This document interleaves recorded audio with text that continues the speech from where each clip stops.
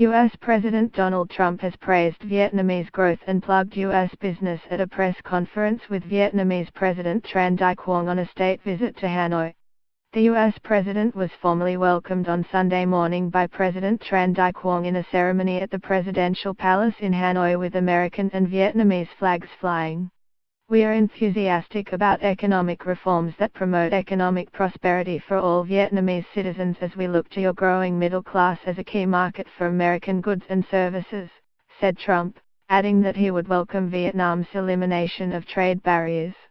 "I am confident that American energy, agriculture, financial services, aviation, digital commerce and defense products are able to meet all of your many commercial needs, and in fact, not only meet them, but what we do is better than anybody else," added the U.S. President.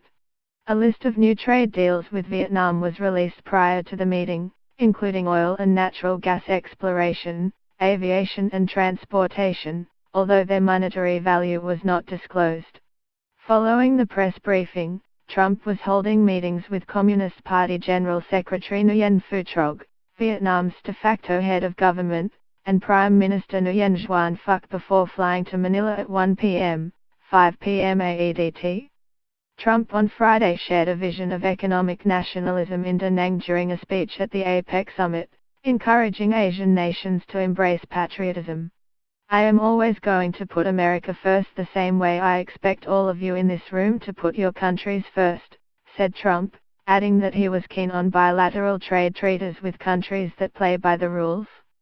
Speaking briefly, President Quang thanked Trump and described the talks as fruitful. The president's state visit to Vietnam marks a milestone in Vietnam-US relations, creating strong momentum for the substantive, effective and stable development of the bilateral comprehensive partnership, he said. Trump will fly to Manila on Sunday afternoon for the Association of Southeast Asian Nations, ASEAN, meetings and East Asia Summit, which will both be comprised of leaders from Southeast Asian nations and representatives from dialogue countries.